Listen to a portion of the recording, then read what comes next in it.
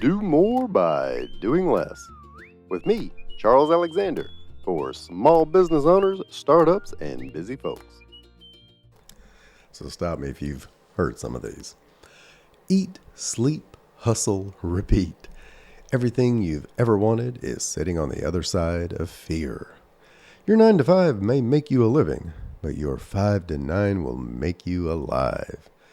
Oh, and the I gave up everything so I could have everything entrepreneur.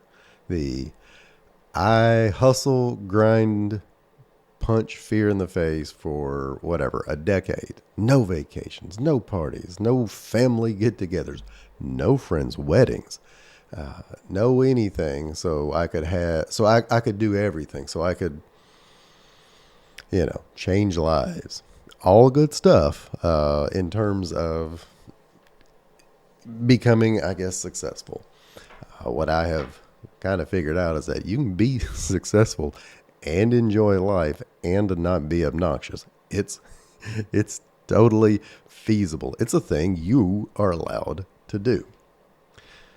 One of the best analogies of getting your priorities straight so you can be successful while still having some kind of life and not looking like some, I don't know if I can say douchebag, but whatever. Douchebag leaning against his Lamborghini, taking the picture of the beach yet again, my office this morning, or telling you about their jet-setting lifestyle. It comes back to being able to figure out what the stones, pebbles, and sands are in your life. And for those of you that haven't heard, I believe this is probably not true, but whatever. It makes a great point. A philosophy professor once stood before his class with an empty jar. Now, he filled the jar with stones, and he asked the students if a jar was full. Of course, they said, yeah, the jar is full. So then he added some small pebbles. And then he asked again, is the jar full now? And then students agreed, okay, you got us, professor. Now the jar is full. Last step, the professor poured sand into the jar and asked again. Students kind of smirked. They got it. They agreed. Now it's full. So the professor went on to explain this to the students.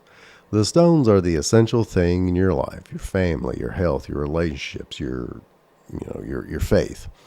The pebbles are kind of like the other items that, if pebbles and sand are lost, the jar would still be complete and you'd still have meaning to your life. It would work. The pebbles represent the other things that matter in your life, your work, your school, your home. And these things come and go, but they're not always permanent, or they're not always essential to your well-being. And finally, sand.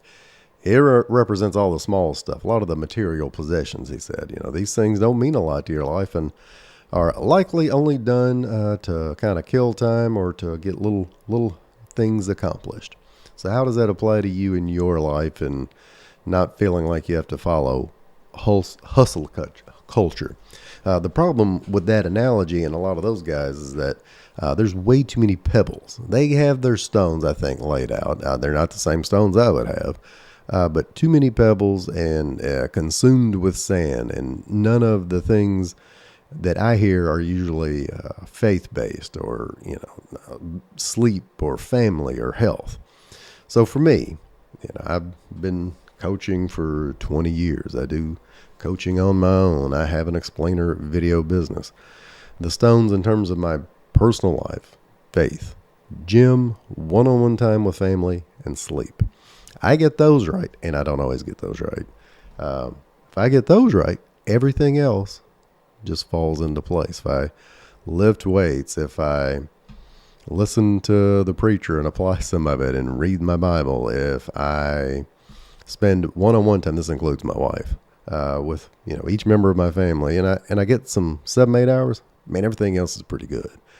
For business, at this point, big thing, following up with old clients, just like new leads. Don't treat them like you're the big cable company and everybody you've ever worked with goes to the wayside. I've been doing that much better lately, and I've focused on it, and lo and behold, it has yielded a lot of results. So what's that for you? So your stones could be things like planning and thinking.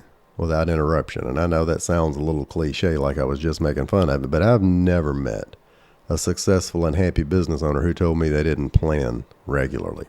Lead generation activities and follow up with prospects daily. This means get a CRM and then documenting the processes for the tasks that you ought to delegate. That could be your stones, pebbles, getting doing the thing you get paid to do, producing the product, the service. Clients always tell me that's a stone, which is great, but if done well, it doesn't make everything else necessarily fall into place. If that was the case, nobody'd eat at McDonald's or shop at Walmart. Neither is the best of anything, but they have really tight processes. Other things, content creation, team meetings, those are all good things, but they're not the top priority in most cases. In the sand, check an email first thing in the morning, internet researching everything that crosses your mind. Worse yet, fighting straw men on social media or even in your head. So look, you can keep listening to the hustle grind folks. They've got several good points, but they may not align with what you want to be in life. So don't grind yourself into a pulp, or more importantly, don't feel guilty because you don't. In fact, there's only so many stones and pebbles that will fit into your jar. And if you accept that, the rest will work out. As for me, if this is something you're interested in continuing to have a conversation about, I still have room for a couple of other clients that want to create some time freedom in their life, whether they're a busy professional, small business owner, nonprofit leader. Do this through video messaging, make it very easy to follow, and gives you the guidance you need. Or you can just keep being that cool guy that shows every view of the beach humanly possible, saying, "Ha, my office today."